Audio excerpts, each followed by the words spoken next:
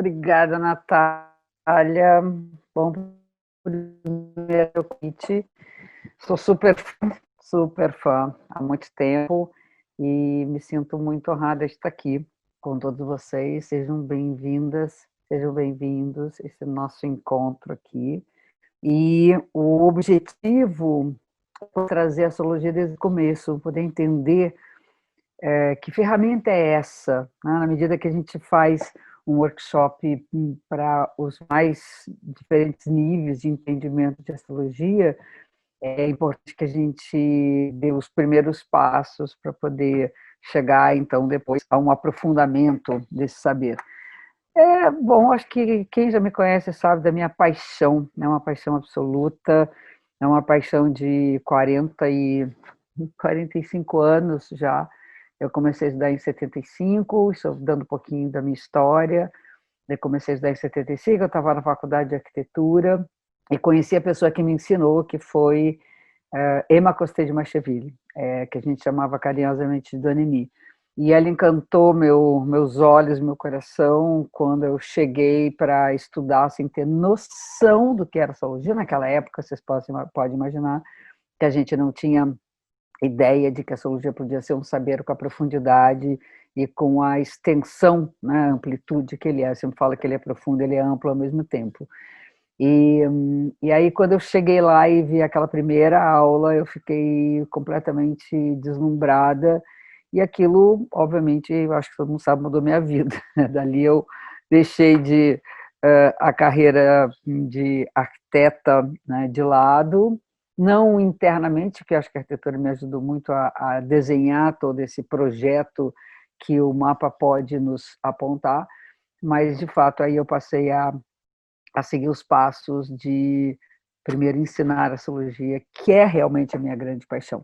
Até quando eu faço mapa, quando atendo as pessoas, é como se eu estivesse dando uma aula particular, né? Eu explico o que eu estou fazendo, eu mostro de onde eu tiro o saber. Bom, então isso é só para dar uma introdução para quem não me conhece ou quem não sabe um pouquinho da minha história, saber como é que tudo começou.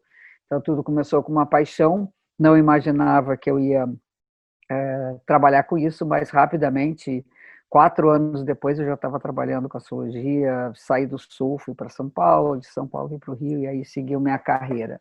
Vamos lá, minha primeira aula foi em 1979, né? Deve ter muita gente que não tinha nascido ainda, minha primeira aula que eu dei de astrologia. Então, vamos entender um pouco o saber, né? A astrologia, ela tem um paralelo com vários outros saberes.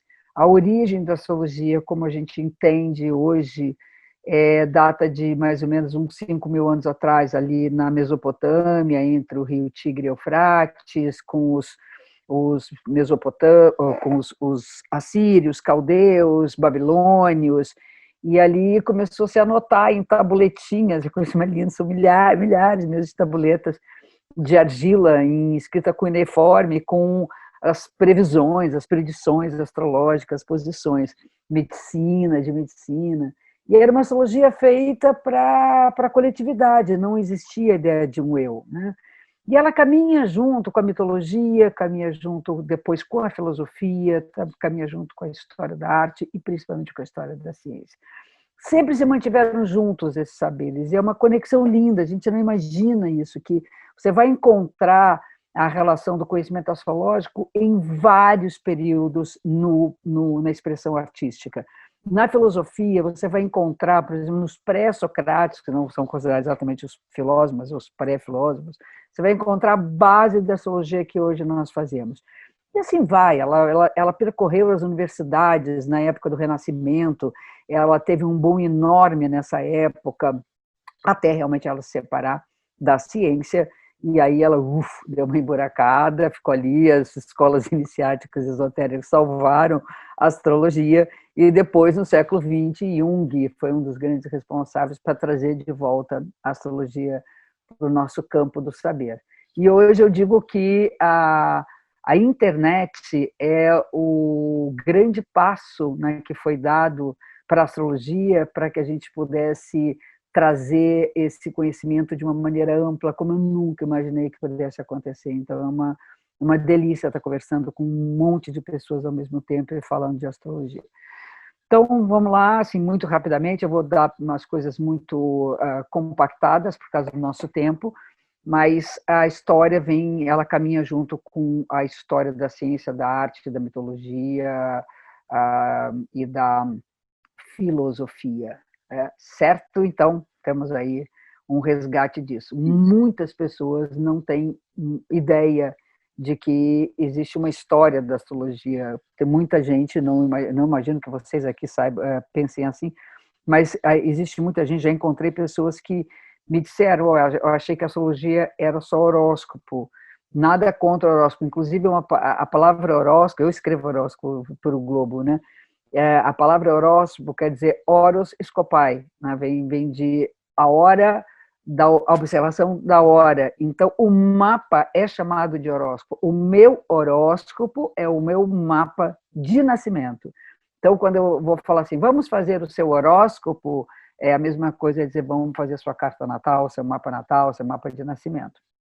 É bonitinho, né? E eu fui entender isso com o tempo, estudando a história da astrologia, porque para mim horóscopo também era só as previsões, os tijolinhos que tem em revistas, jornais, rádio, enfim. Bom, então vamos pensar nessa coisa do horoscopai. O que é, primeiro, o mapa astrológico? Vamos começar com o nascimento de uma pessoa, vamos falar do mapa de nascimento. O mapa de nascimento é o desenho do céu que nos viu nascer. Essa é a ideia mais linda do planeta. O céu que me assistiu nascer, ele me viu.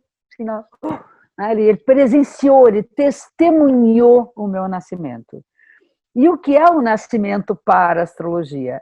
É a hora que o bebê respira pela primeira vez. Aí a gente tem uma encrenca, né? Porque é louco, né?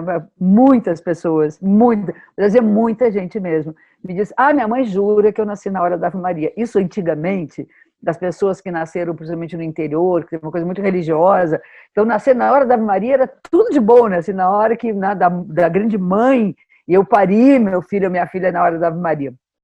Então, não dá para confiar que nasceu às 6 da tarde, todo mundo. Então, a quantidade de horas 6, 6h30, 7, 7h30, 8, 8h30, então não são horários, vamos dizer, confiáveis. Hoje, para quem nasce em maternidade, os horários são bem confiáveis e eles registram, a pessoa que está na sala de parto registra a hora da primeira respiração. Por que a primeira respiração? Vamos lá, eu vou tirar algumas dúvidas aqui, já que é para falar de um basicão, vamos tirar algumas dúvidas. Por que a primeira respiração e não na hora que a cabeça da criança coroa, não na hora que corta o cordão, enfim? Pelo seguinte, você se torna parte da coletividade no momento em que o ar que os humanos respiraram, que as outras pessoas respiraram, passam pelo seu pulmão. A sua conexão com o outro é através do ar. Por isso que nas grandes religiões, por exemplo, o brahmanismo, fala Brahma, respiração de Brahma, isso é a nossa conexão com as outras pessoas. Nós estamos respirando o mesmo ar, de pandemia, né? Assim, com uma parte aqui, a importância. Agora a gente está botando máscara, nossa, que sacanagem, mas enfim, é isso que está acontecendo. O que nos une às outras pessoas é exatamente o ar que é comum a todos. Então, eu vim à luz e eu respirei o ar que, teoricamente, passou pelo pulmão de toda a humanidade. Então, agora eu sou parte dela. Por isso que é a hora da respiração. Outra coisa da respiração também que é importante, que é o ato de independência. A gente fala que na astrologia a gente tem um ponto que eu vou mostrar para vocês, um ponto que define esse horário, que define essa marca da primeira respiração, que é o momento em que, a partir dali, eu posso ter o primeiro momento que eu posso viver por conta própria. Claro que a gente é completamente canguru, precisa que alguém alimente, precisa que alguém cuide, não sei o quê, mas no sentido que eu não dependo mais da mãe para viver, quer dizer, eu respiro por conta própria. Então, é um ato de independência. Por outro lado, espiritualmente, é o momento que a alma, vamos assim dizer, na concepção, e não é exatamente isso, mas só para simplificar, a alma fica confinada dentro de um corpo. Então, uma dose, é um lado para cá, um lado para lá, porque se por um lado eu me torno independente, por outro lado eu também me torno dependente desse corpo. E aí vocês vão entender depois a questão do ascendente, que marca exatamente essas duas posições, que é o final do ciclo, o início do ciclo de vida, marcado pela primeira casa que eu vou falar para vocês. Então, ok. Então, o mapa de nascimento é essa fotografia, esse desenho do céu planificado na hora que nós nascemos. Aí a pergunta que não quer calar. Os astros nos influenciam? Gente, na minha concepção, o planeta não sabe nem que a gente existe.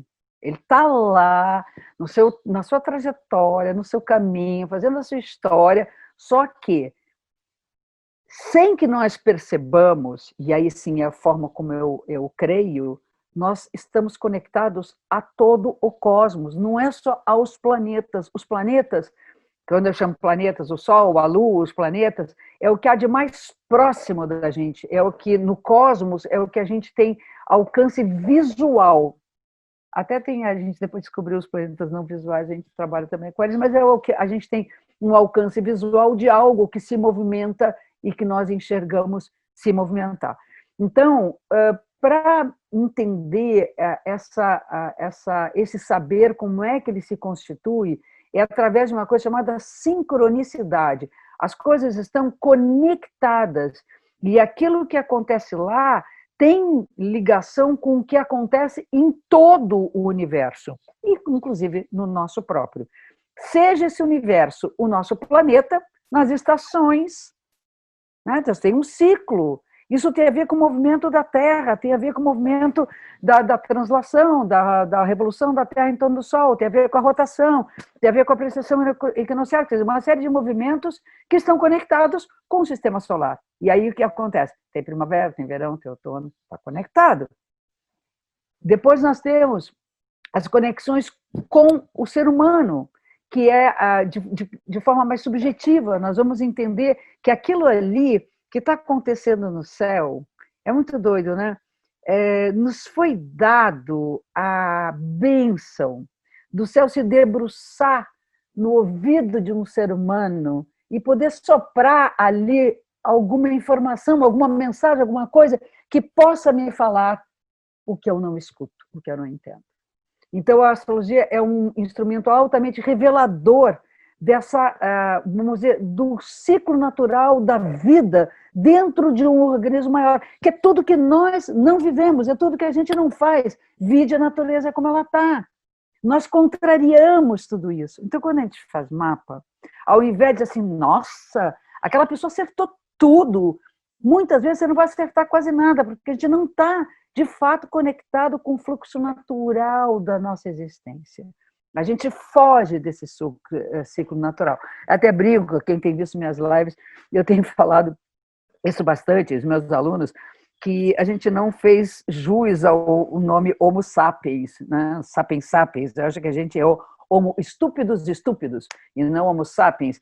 Porque, gente, é uma estupidez o que o ser humano faz com o lugar onde ele vive. Enfim, vamos deixar isso de lado, mas é verdade, para poder entender que aquilo que está no mapa não necessariamente você vai viver conforme o que seria natural.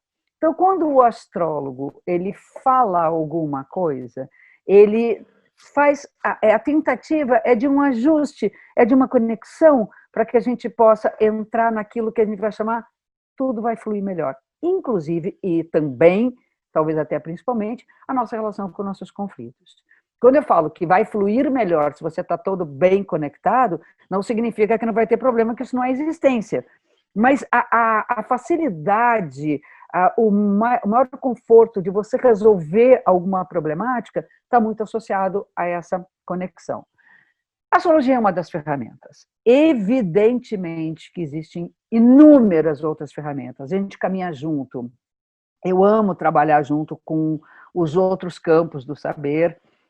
Quem me conhece sabe, eu fui casada, que virou estrelinha no ano passado, com o Eduardo Rosenthal, que era um super psicanalista, professor de filosofia, e a nossa troca, os cursos que eu fiz com ele, o estudo que eu fiz com a doutora Anísia da Silveira da análise junguiana, me ajudaram muito a entender que esse conjunto de saberes, eles nos ajudam bastante e enormemente a completar aquilo que cada um, vamos dizer, não tem de potência. Então, não é achar que a astrologia é um saber único de jeito nenhum, ele está ali apenas com mais uma ferramenta para que a gente possa entender um pouquinho o nosso fluxo. E aí vou entender a astrologia como uma espécie de um GPS que vai nos orientar. Tipo assim, eu sou aquela moça que fala do GPS, a viagem é de vocês, não é a minha. Eu apenas digo assim, gente, vira à esquerda, não, corrigindo a rota, recalculando, peraí, não era bem por ali, então vamos lá, vamos achar um outro caminho. E isso é genial para a gente poder fazer, porque é uma maneira que facilita realmente o enfrentamento das oportunidades, das nossas potências. Bom, dito isso, que é o entendimento da ferramenta, 2 minutinhos, uma aguinha. Eu vou trazer para vocês, porque eu acho que isso, para quem não conhece muito de astrologia, pode ajudar muito a entender melhor vamos dizer, os livros, os sites, as falas de quem mexe com a astrologia, podendo calcular, todo mundo pode calcular seu mapa num site, inclusive no meu site pode calcular gratuitamente, é super confiável, o programa é muito legal, então dá todas as posições, quem quiser saber onde é que está a Lua, onde é que está o ascendente, onde é que está a Lilith, onde é que está Quiron, onde é que está Saturno, onde é que está Plutão, ou qual é a casa 1, qual é o aspecto, está tudo lá enumeradinho, não é interpretado é uma outra história, mas está ali enumerado. E saber o que significa cada uma dessas potências no mapa, esses simbolismos, é o que eu quero trazer para vocês. Então, vamos lá. No final, a gente vai abrir para algumas perguntas, é muita gente, então vocês fiquem anotando assim, se tem alguma dúvida para poder depois falar um pouquinho e esclarecer. Vamos começar aqui pensando em 3 simbolismos importantíssimos. Tudo começa com signo. Me lembro que Graça Medeiros, uma grande astróloga, que estudou com Dona Emi também, um dia chegou para ela e disse assim, a Dona Emi perguntou para ela, vem cá, não vai começar a trabalhar não? Ela disse, não, Dona Emi, é muito complicado, astrologia é muito complicado. Ao que ela responde, só tem 12 signos, Graça. Eu nunca esqueço disso. E é verdade, pior que é verdade, só tem 12 signos. Se você souber 12 signos, você pode conhecer a astrologia. A base são os 12 signos. E aí, eu vou contar uma historinha para você, deixa eu só controlar meu tempo. Tá bom. Gente, é pouco tempo para muita informação, mas eu vou tentar chegar lá. Eu vou contar uma historinha para vocês, que é a história mais linda do que são os signos. Não tem livro que explique, a não ser o da Dona Emi, que explique o que são os signos. Né? Os signos é uma divisão do caminho aparente do Sol no céu, que nem uma pizza em 12 partes iguais. Então, não é constelação, não é estrela, é uma coisa que é por energia. Signo é por energia. E aí a Dona Emi, ela tinha um mapa muito favorável pela astrologia antiga a ganhar na loteria. E ela começou a estudar com 20 e poucos anos, e ela nasceu em 1903, então se tivesse 20 e poucos, e ela estudou com o marido dela, que era o Albert, e aí um dia ela chegou para o Albert e falou, olha, compra um bilhete de loteria, porque eu vou ganhar essa loteria. Ela calculou um dia que ela era favorável para ganhar na loteria. E ele saiu para comprar o bilhete que ela tinha pedido para ele comprar, e ele chegou na banca lá, sei lá onde é que era, e disse assim, me dá metade de um bilhete, porque a outra metade eu deixo para alguém ganhar, porque eu não quero ganhar sozinho. O cara achou que ele era um maluco. Bom, no final da história ela ganhou. E era uma grana legal, enfim. E passaram-se anos, até que um dia eles passaram por uma crise financeira grande, e ela perdeu exatamente o que ela tinha ganhado na loteria, e ela achou que não era bem por ali a sorte dela. Assim, bom, eu acho que eu abusei um pouquinho da minha sorte, eu vou usar para algo que eu acho que tenha mais valor. E aí ela pensou que ela queria saber o que eram signos, isso seria a grande loteria dela. Então ela calculou um novo dia, foi eu estudei lá nessa casa, né? Ela tinha um escritório no fundo do quintal da casa dela, em Porto Alegre, e ela foi para aquela salinha e sentou lá para baixar o santo e descobriu que era o signo. E ela teve 7 filhos, a dona Hermina. A filha mais velha, ou a segunda filha mais velha, a Urânia, chegou lá e bateu na porta nessa hora. Mãe, quero entrar, né? Deixa eu entrar. E ela, não, mamãe está trabalhando. Bom, enfim, aquelas coisas que a mãe sabe. E aí chegou uma hora que tanta Urânia encheu o saco que ela topou, disse assim, não, fica quieta aí, não fala, deixa a mãe pensar, a mãe está pensando. Tá. E a Urânia sentou e na mesa da dona Hermínia tinha um prisma. E aí a Urânia pegou o prisma e começou a brincar. Quando deu mais ou menos a hora que ela tinha previsto, que seria a hora exata que ela teria grande sorte, a Urânia perguntou, mãe, por que quando eu mexo com essa pedra, aparece o arco-íris na parede? E ela parou, ela ficou parada pensando, isso são os signos. Os signos são a manifestação das diferentes frequências da luz, as diferentes frequências da vida, são os campos bioenergéticos. São os campos de energia que toda a matéria compõe, é composta. E aí ela, então, associa cada eixo de signos a uma cor, não porque tem a ver com aquela cor, é na sequência do arco-íris. Então, ela desenha, né, o nosso horóscopo de alunos da UDEMI LGBT total, né, porque ele é todo desenhado com as cores do arco-íris, é a coisa mais linda do mundo. Então, são emanação de luz e emanação de frequências diferentes. A frequência de Áries é diferente de Touro, diferente de Gêmeos, porém, se juntar todo mundo, nós vamos chegar à luz, que nem aquele... Não sei se vocês são do tempo que a gente estudava o disco de Newton, que a gente pintava uma roda com todas as cores do arco-íris, aí girava, virava branco também. Então, volta como uma coisa de luz. Então, o que são os signos? Os signos são campos de energia, pura potência in natura, potência raiz, que a gente pode falar.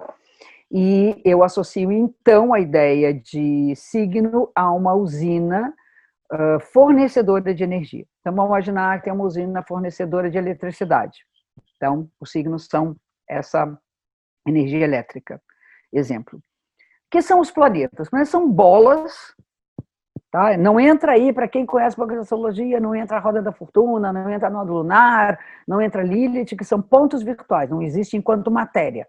São bolas de matéria soltas, né? Que giram em torno do Sol, inclusive o próprio Sol, que estão ali como focos, né? Como eles vão apreender essa energia, como eles têm o poder de levar energia para um determinado lugar. Então, o que são os planetas? São os condutores da energia dos signos. Eles vão levar os signos até a gente. Exemplo, os cabos e os fios que levam a eletricidade até a nossa casa. E tem um terceiro, primeiro signos, depois os planetas, depois tem as casas astrológicas, que às vezes há uma confusão. Eu nasci com o Sol na casa de Leão. Você está falando de signo ou está falando de casa mesmo? Então, eu nasci com o Sol no signo de Leão e ele pode estar na casa 10, ele pode estar na casa 2, são 12 casas. Eu não vou explicar tecnicamente as casas, porque é uma aula de astronomia, não dá para dar, mas as casas representam as coordenadas da Terra, é onde a Terra, as casas são exatamente a representação simbólica do nosso planeta. Todo mundo pergunta, não tem a Terra no mapa? Claro que tem. Nas casas astrológicas, ali está a Terra, né? Então, se é representação da Terra, é assim, a eletricidade chega na minha casa através de cabos e fios, e agora eu estou aqui, conectada na eletricidade, usando o computador, usando enfim, essa energia para falar com vocês. Então, é o que eu faço, onde eu aplico, onde eu experimento, onde eu vivo a energia dos meus signos. E é nas casas astrológicas que o astrólogo vai direto no assunto. Eu vou mostrar para vocês, eu vou compartilhar a tela daqui a pouquinho, que é assim, chega lá e diz assim, pô, Claudinha, olha só, estou com um problema no trabalho. Aí tem 3 casas que falam de trabalho. Fácil. Você vai direto ali. olha só, tô pensando em ser pai, tô pensando em ser mãe. Tem uma casa que fala da maternidade, da paternidade. Estou pensando em fazer um retiro espiritual. Tem uma casa que fala da experiência da espiritualidade, né? E o planeta vai me levar a essa experiência carregando nele uma qualidade energética que é o dos signos. Fica muito fácil de entender assim. O signo vai ser conduzido, é tipo assim, o signo vai colorir o planeta e o planeta vai colorir a casa. Só para ir um pouquinho mais adiante, eu não vou nem mostrar isso para vocês na projeção, os planetas e os pontos virtuais, que são outro barato, mas enfim, os pontos virtuais, eles têm conexão entre eles conversam. Tipo assim, a gente liga um interruptor aqui, acende uma luz lá e de um outro lugar. Às vezes dá um curto-circuito, às vezes você ligou o interruptor no lugar errado. Então, existe uma conversa entre os planetas e os pontos virtuais, eles estão conectados, estão ligados. Isso chama-se de aspectos. Aspectos são conexões. De posse disso, a gente pode fazer um mapa natal. Eu posso toda essa informação, são 12 signos, são 12 casas, são 10 planetas, mais alguns pontos virtuais, mais o Quiron, que é um ex-cometa, enfim, que também é um astro no céu, e nós temos ali 2, 3, 4, 5 aspectos chamados maiores, né? 5 conexões fortes. A gente tem que juntar esse quebra-cabeça e aí você pode falar sobre a potência de um mapa. Então, vamos compartilhar a tela? Vamos lá. Agora aqui bem rapidinho. Os signos de fogo. Vamos falar primeiro de signos. Os signos de fogo são signos de Áries, Leão e Sagitário. Eles são signos da criação, é a vida que se cria, energia criativa, né? E, no sentido da existência, é a criação de si. A coisa mais importante é você ter força para trazer a energia vital para a sua vida. Os signos de fogo estão relacionados à energia vital. Então, tem como capacidade, qualidade, a liderança, a autoestima, a vontade própria, a independência, a assertividade, que são o calor, signo de fogo, energia quente. É tipo assim, a gente está meio abobado, meio para baixo, acende o fogo e vamos botar essa chama para elevar o astral, é uma energia de elevação de astral, seu signo de fogo. Ai, não vai assim. Ixi, Maria. Signos de terra, foi. Signos de terra. Os signos de terra são os signos da produtividade, eles estão relacionados à noção de realidade.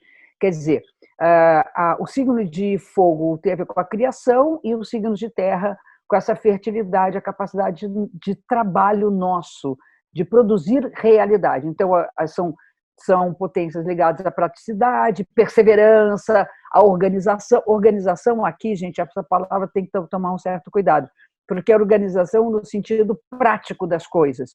Porque você pode ter uma organização psíquica, você pode ter uma organização mental, apesar que a função organizadora ela tem a ver com o signo de terra, né? Porque ele sabe colocar a coisa dentro dos limites, sabe a questão do tempo e do espaço, tudo relacionado com a dimensão.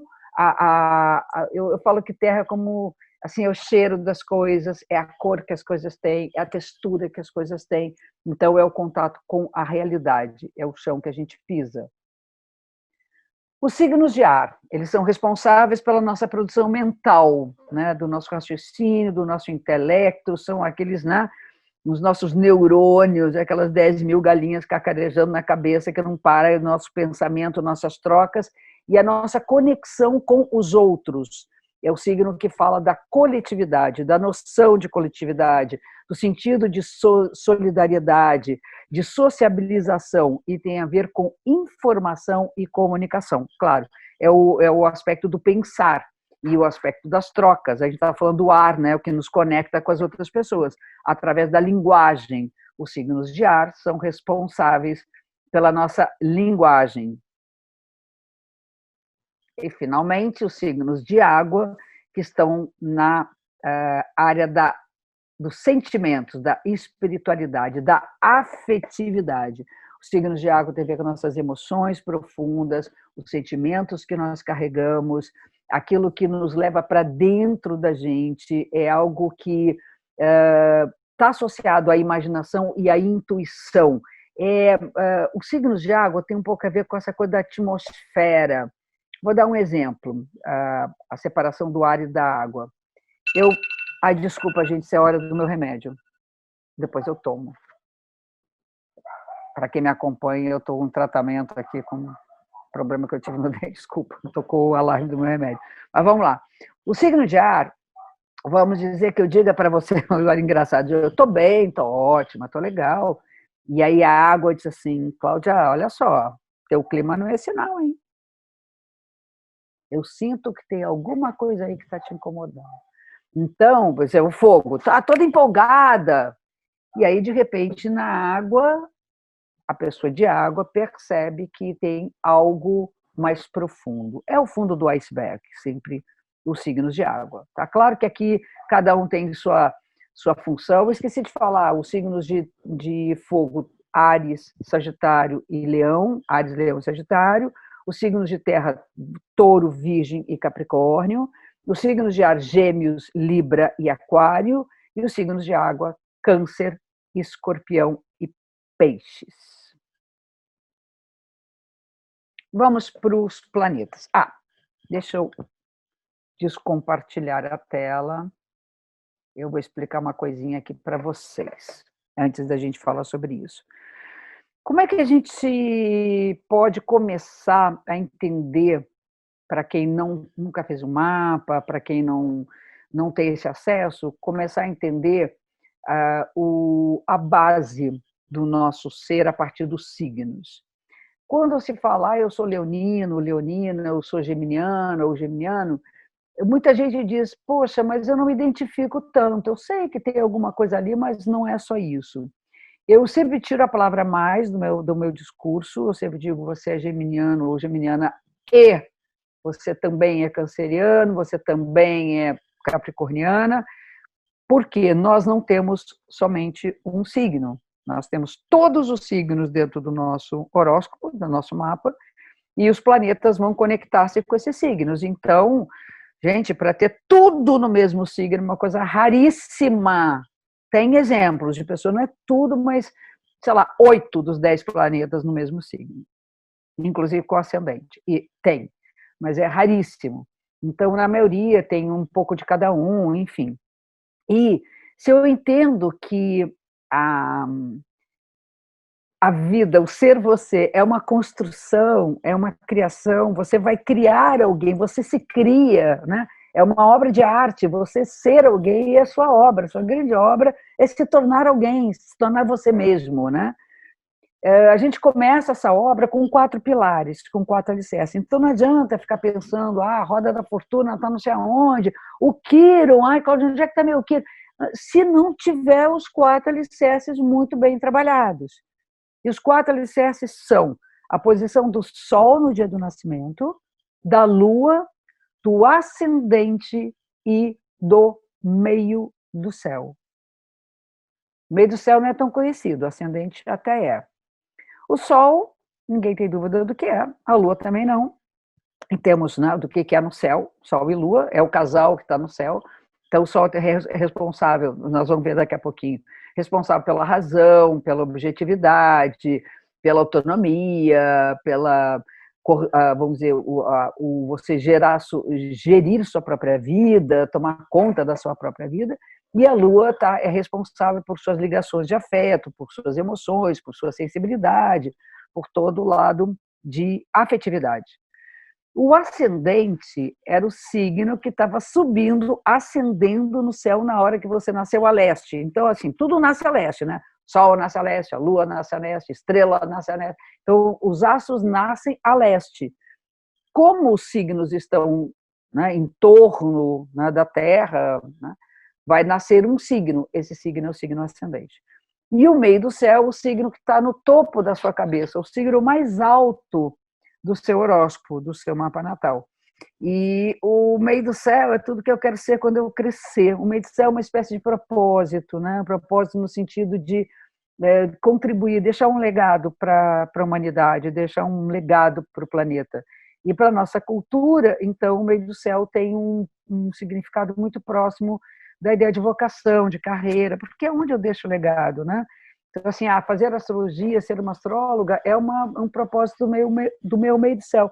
É o legado que eu vou deixar para a humanidade, né? Aquilo que eu vou fazer nesse período de vida que eu tenho. Então, nós temos assim, o Sol, a Lua, o ascendente e o meio do céu.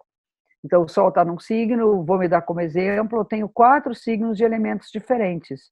Por isso que não dá para ser peixes e aí, não, peraí, não sou tudo assim, tão viajandona, tão não sei o quê, eu exagero, sou emotiva, não sei o quê, mas não é só isso.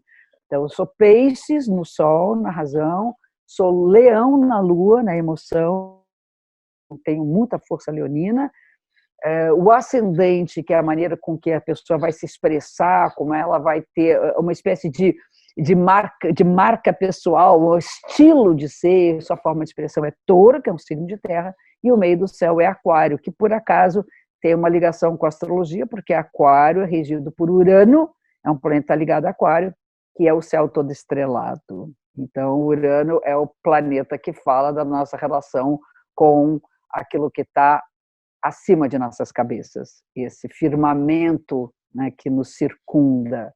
Bom, seu exemplo só, para vocês entenderem. Vamos voltar para a nossa tela compartilhada aqui. Vamos começar pelo Sol. O Sol é símbolo de vitalidade, ele está relacionado com o que a gente chama da função masculina, né, até dentro da relação da astrologia com a psicologia, é a função paterna. Eu quero deixar claro que aqui nada tem a ver com gênero, né?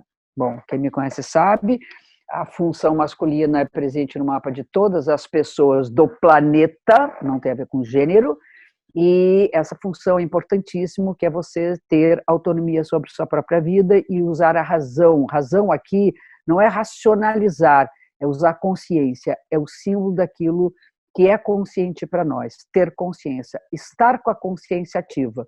Então, fundamental para um alicerce é você ter consciência. Quando você está no estado de pura inconsciência, tipo aquele porre, você não consegue enxergar nada, o sol fica meio apagadinho, né?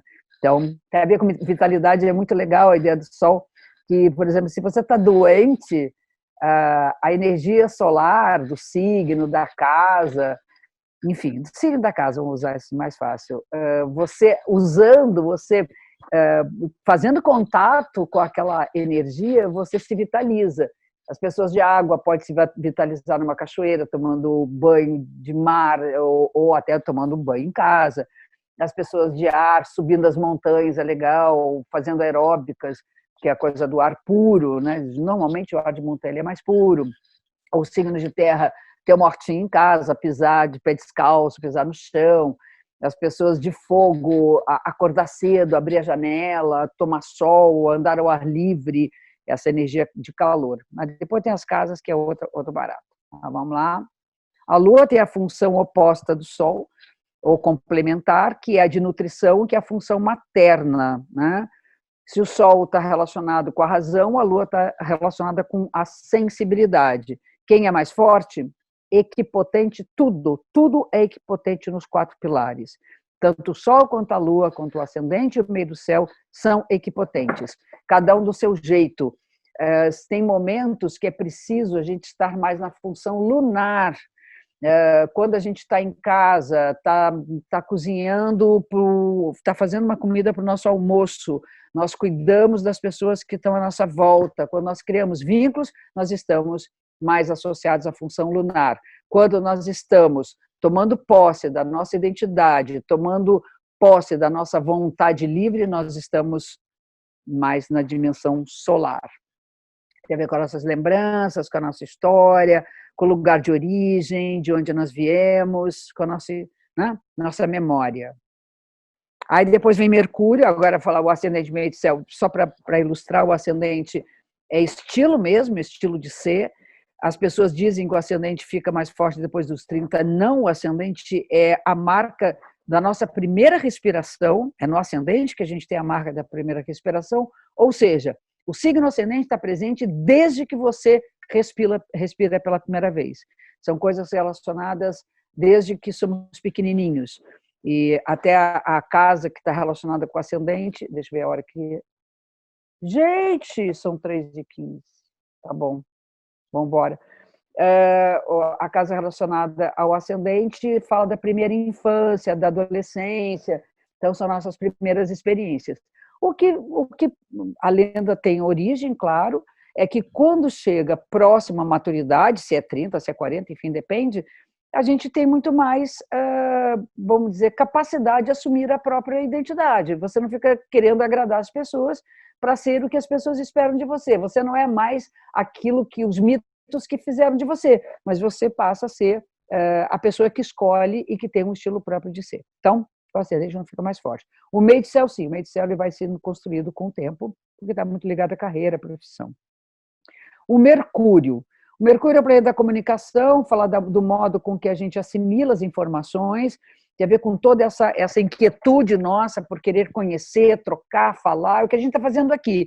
Vocês se conectaram com uma informação que a TPM trouxe para vocês, e aí vocês se inscreveram, e aí vocês estão conversando comigo, a gente está falando, quer dizer, conversando comigo, eu estou conversando com vocês até agora, não é bem Mercúrio, eu falo, mas assim, é um falar e escutar, é um dialogar, tem a ver com esse movimento, os nossos movimentos.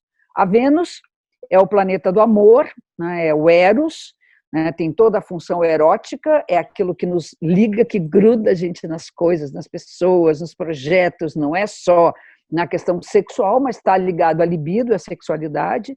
A Vênus é o olhar estético também, que torna tudo mais belo. E eu digo assim, que o que vai tornar mais belo na vida é o amor. Não tem a menor dúvida que o amor encanta tudo. Tudo que você faz com paixão, tudo que você, né, leva com amor, você vai realmente tornar mais bonito. E a estética da Vênus, ela tem um lugar importante também, que é o lugar da ética. A ética é estética sob o ponto de vista do comportamento humano. Aí dá vontade de dar uma aula aqui, mas enfim, vamos embora.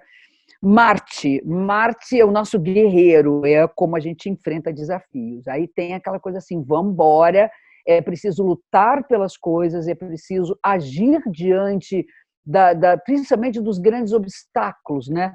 É nossa força motriz, é o que leva a tomar decisões, é o que faz com que a vida vá para frente, é a explosão da locomotiva que leva o trem adiante, é disposição, tem a ver com competição. A Vênus tem uma dinâmica feminina e Marte tem uma dinâmica masculina. Marte também está associado à sexualidade. O Júpiter é nosso mestre, é o grande guru do nosso mapa. Ali a gente tem todo o caminho, assim, olha, vai por aqui, que por aqui vai dar certo, né?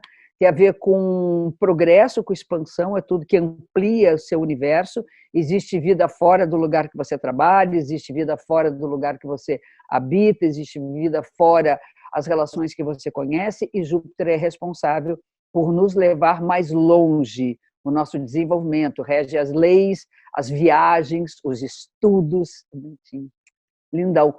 Gente, hoje não sei se vocês vão conseguir ver, acho que sim, o céu está claro, a Lua, eu vou mostrar o mapa para vocês, a Lua está junto com Júpiter no céu, está a coisa mais linda do planeta, é a Lua de brinco, está uma Lua cheia, vocês vão ver o Júpiter pouco brilhante, porque tem muita luz, né, porque é a Lua cheia, e se der para enxergar, ontem dava, tinha a Lua, tinha o Júpiter do lado, e embaixo, se vocês olharem, tem uma outra estrela que aparece, que é Saturno, que não é estrela, tá?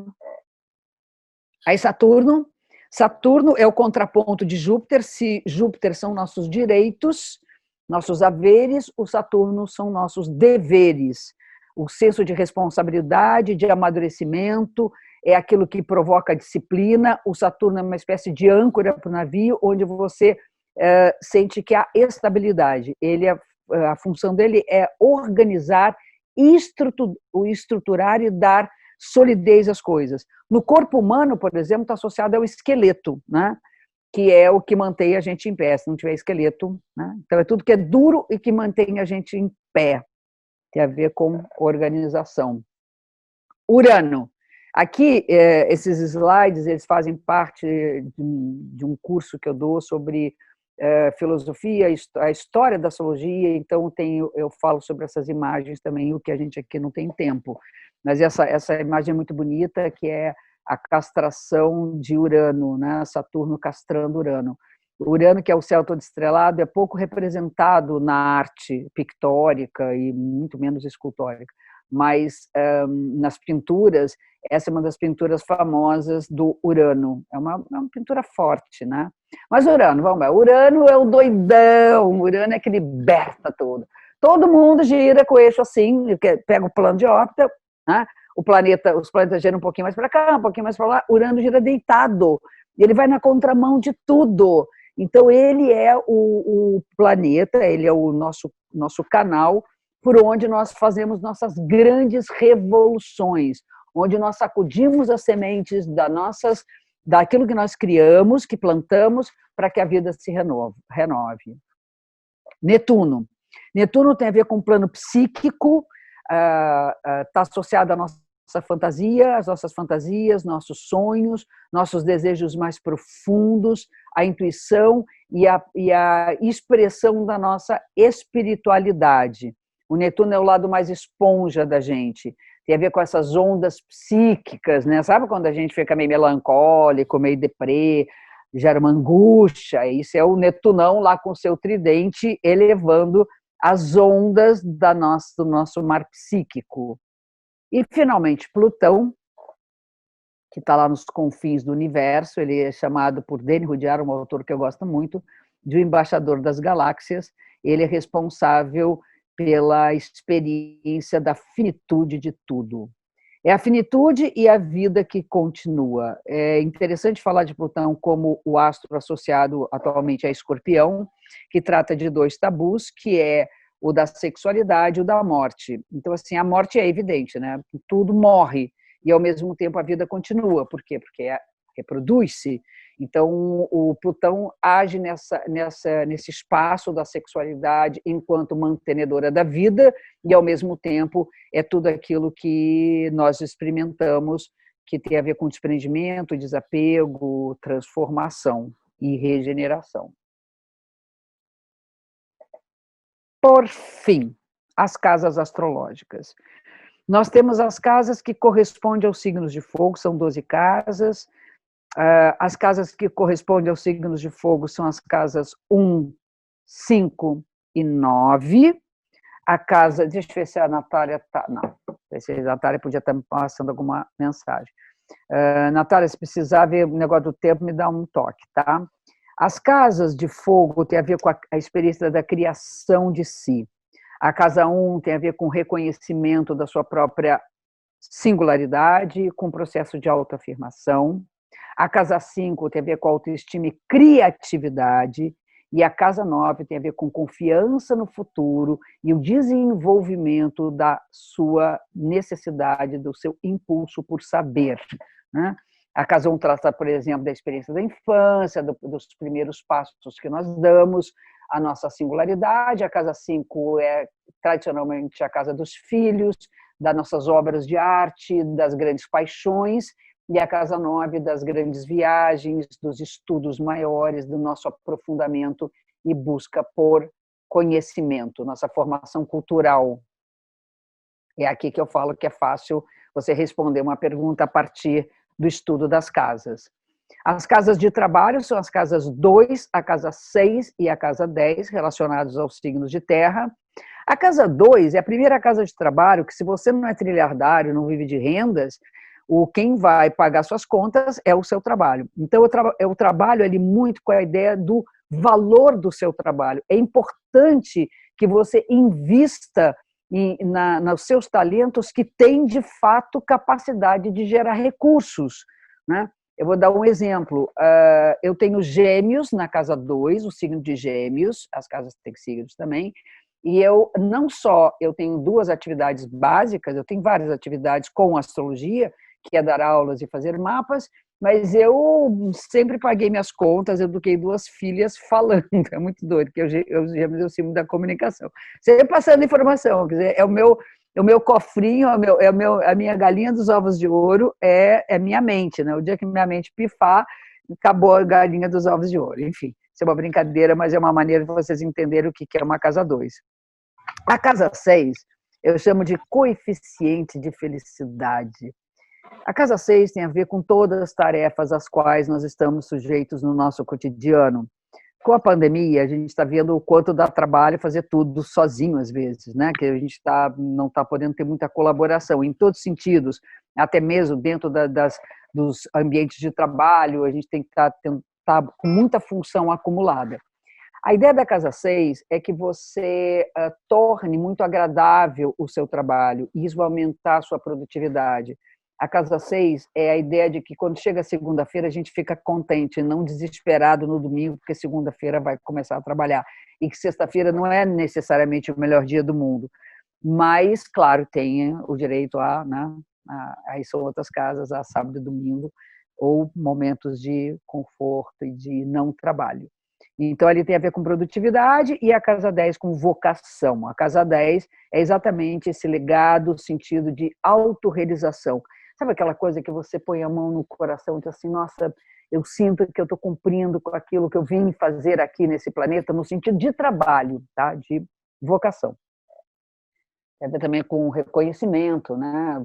Às vezes você trabalha e não tem reconhecimento nenhum, isso gera muita frustração. Esse é um dos motivos que as pessoas às vezes me procuram. Claro, estou trabalhando, está bacana, não sei o quê, mas ninguém reconhece. Então tem alguma questão ali na Casa 10 que a gente vai trabalhar. As casas de ar, que são as casas 3, a casa 7 e a casa 11, é onde nós experimentamos a nossa sociabilidade, onde nós nos sociabilizamos.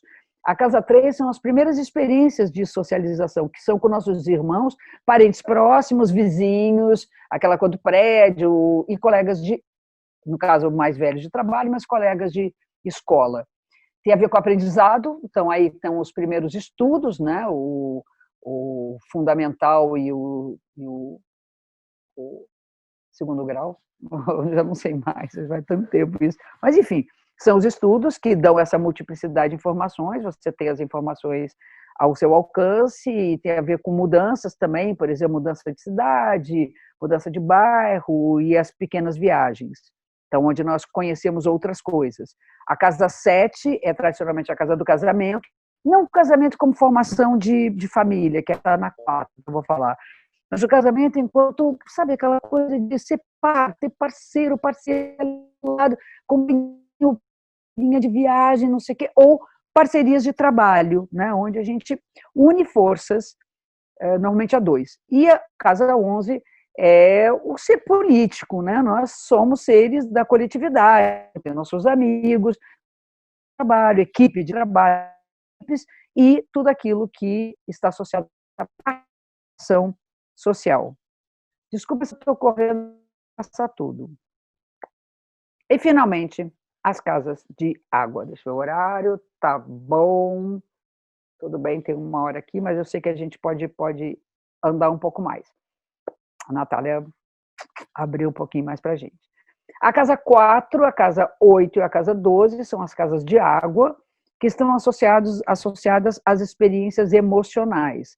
A casa 4 é a história que eu trago comigo, a nossa ancestralidade, é de onde eu vi, a minha história com o meu país, com minha cidade, com minha casa, com meus pais. É essa coisa de estar num lugar quentinho, né? Uma casa de recolhimento, onde você, né, tira o salto alto, põe os pezinhos para cima e diz, que gostoso que eu estou aqui. E essa lareira que nos aquece é um pouco da nossa relação com a nossa interioridade também, com a nossa nutrição, mas especialmente nossa relação com nossos familiares. A casa 8 e 12 são as casas para todo mundo mais complexas, porque são associadas aos nossos mistérios. A casa 8 é tudo aquilo que está, vamos dizer, adormecido na gente, seja lá por que for, porque não foi acordado ainda, não foi despertado, ou nós abafamos por uma série de dificuldades relacionadas a tabus. A casa 8, como ela trata da experiência das das perdas, quer dizer, associadas a Escorpião, que é a ideia que as coisas acabam. Então, sei lá, você termina a faculdade, acabou, você vai se separar dos seus amigos queridos, um vai para não sei aonde, vai para não sei aonde, os filhos partiram, foram para a vida. Então, são essas experiências que nos levam a aprender ao desapego. E nós somos muito apegados, isso é verdade. A sociedade nos traz muito essa coisa de que durar para sempre, e tem que ser durável, não sei o quê, e tudo é muito transitório. Então, tem ali guardado alguns medos, né? O medo de perder, o medo de morrer, e a Casa 8 nos ensina que nós transmutamos, transformamos, nos reinventamos. É uma casa também associada à sexualidade no seu sentido mais profundo, de entrega, de descoberta, você se descobrir pela sua própria sexualidade. Também é outro tabu, né? E, finalmente, a Casa 12. A Casa 12 é iluminação, mas essa iluminação espiritual. De fato, precisa de algumas encadernações para a gente poder chegar, né? Os budistas já falam, não é numa encarnação só que a gente consegue uma iluminação. Essa busca que nós temos nesse mergulho mais profundo, que é encontrar algo em nós, nas nossas profundezas, que vai fazer a conexão com o cosmos, com o universo como um todo. Nós estamos todos conectados. Essa é a experiência da Casa 12.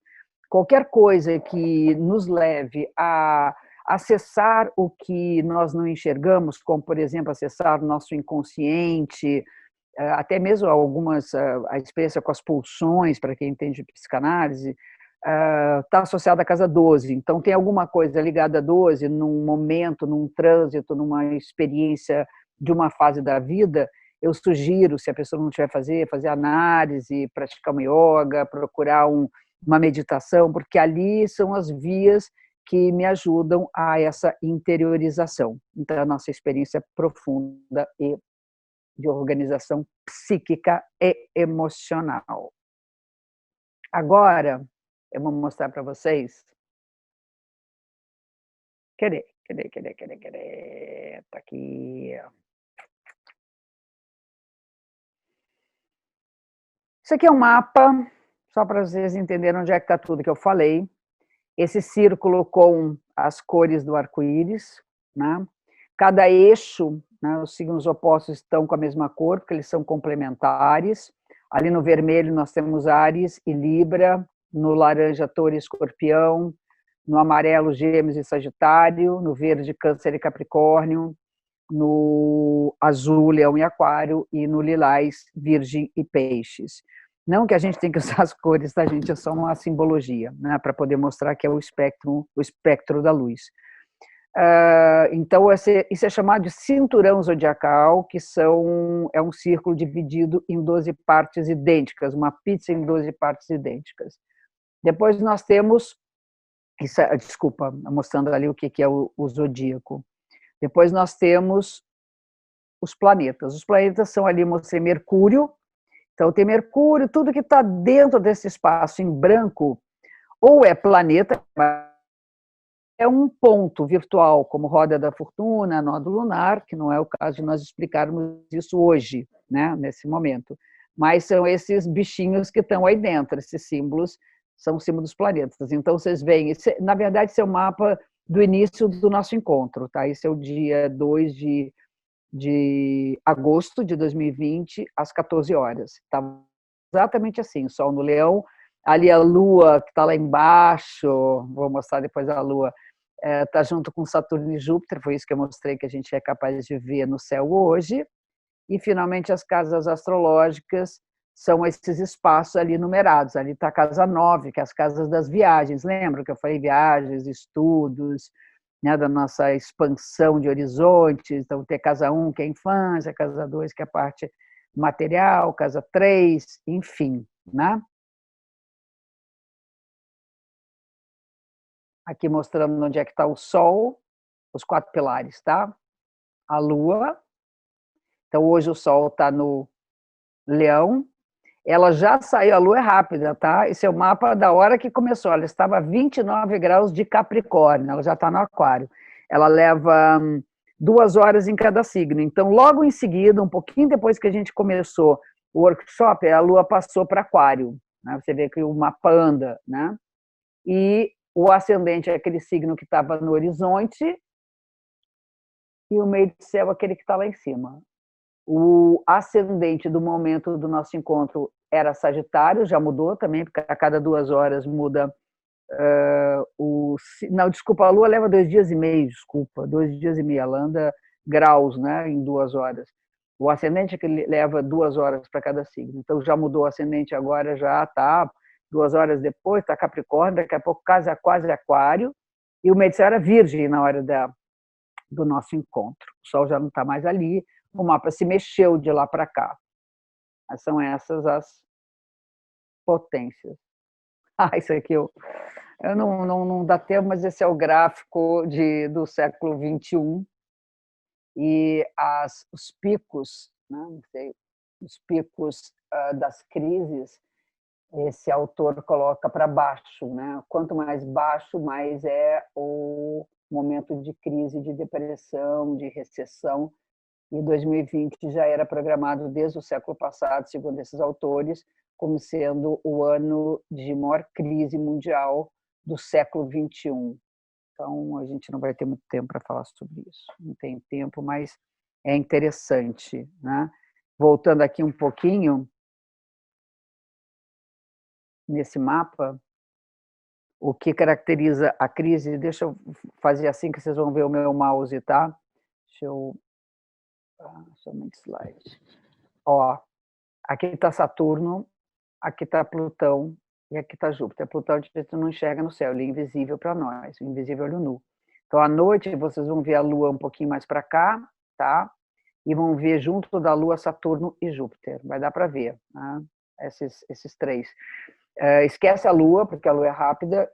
No ano de 2020, Saturno, Plutão e Júpiter se juntaram, uniram-se num signo de Capricórnio, e isso é uma conjunção rara, esses três juntos, e isso é que, nas previsões de astrologia mundial, marcaram o ano de 2020 como sendo o pior ano do século XXI.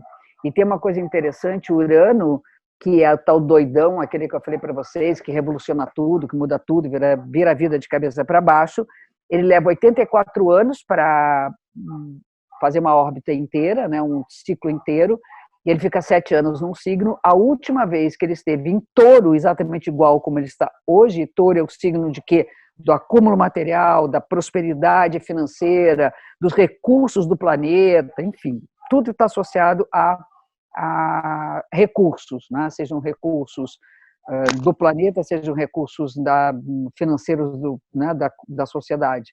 A última vez que ele esteve nesse signo foi na Segunda Guerra Mundial, que marcou ali uma grande revolução no sentido econômico também. Hoje a gente tem problema do meio ambiente também associado a esse planeta. Eu queria explicar que o mapa de nascimento, que foi o que a gente tratou hoje, né, para ter essa ideia de ferramenta, ele é uma espécie de roteiro da nossa autobiografia, né? Se alguém quiser escrever a autobiografia da gente, é só olhar o mapa, vai poder contar um pouco da história da nossa vida. Então, a gente tem uma vida toda para realizar esse mapa. Eu me lembro que quando em aula, a Dona Emi olhou para o meu mapa e ela falou em aula, né?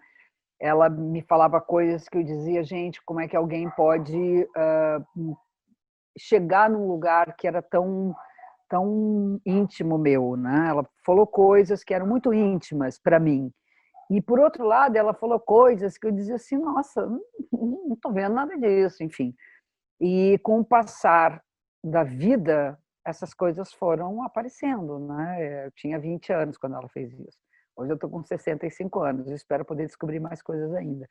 É uma vida toda para a gente, né, olhar para o mapa e dizer assim, acho que tem alguma coisa a mais ali. Vocês ficam pensando, quantos Gandhis nasceram, né? Quantas pessoas nasceram com o mapa de Gandhi, por exemplo? Quantas pessoas nasceram com o mapa de John Lennon? E algumas pessoas, pelas escolhas que elas fazem, pelas circunstâncias que elas vivem, elas podem até ir um pouco além do seu próprio horóscopo, né? Outras não têm tanta facilidade de chegar nisso. Então, quero deixar claro que o livre-arbítrio, que as escolhas que nós fazemos, é fundamental para que essa história crie corpo, né? Ali nós temos só os pontos chaves, e aí que a gente tem que encher, que nem uma novela, que você vai fazendo um pré-roteiro, olha, a história vai ser mais ou menos assim, depois você tem que começar a contar a história mesmo. E tem uma outra coisa, só para a gente fechar, que são chamados as técnicas de previsão. Elas são as progressões, direções, trânsitos e revolução solar. Quero deixar aqui só uma parte. A revolução solar virou moda. Quero fazer minha revolução solar, eu preciso eu preciso marcar a consulta com você que está perto do meu aniversário. A revolução solar é a cereja do bolo, só. A Dona Emília nem trabalhava com revolução solar, para vocês terem uma ideia. As progressões, direções e trânsitos, para a gente poder falar sobre um recorte do tempo, o que naquele momento está sendo contado da nossa história, quais as oportunidades, quais os desafios que nós temos num determinado tempo, isso já dá pano para manga. A revolução solar, eu trabalho da seguinte maneira, depois de falar o fluxo, para onde é que a coisa está indo, é bem GPS, a vida está indo para lá, põe teu GPS assim, para cá, não sei o quê, depois que trânsito você vai pegar para poder chegar lá, está engarrafado, não está não sei o quê. Aí sim eu vou dar tarefas para a pessoa fazer, tipo assim, as tarefas do ano. Olha só, no ano que vem a gente vai checar para ver se as tarefas foram cumpridas.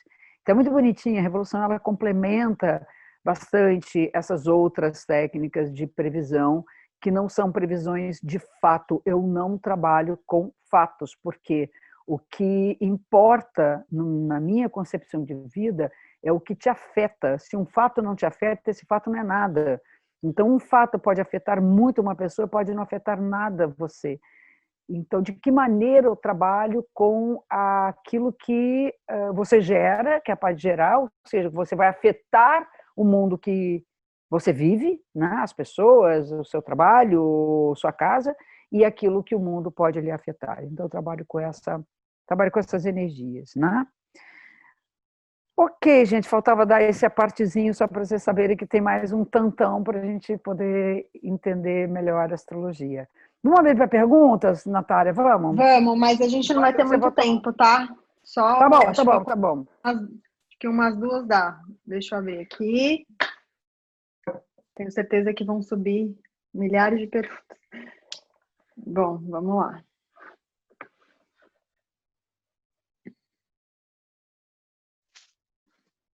Chat aberto para as perguntas.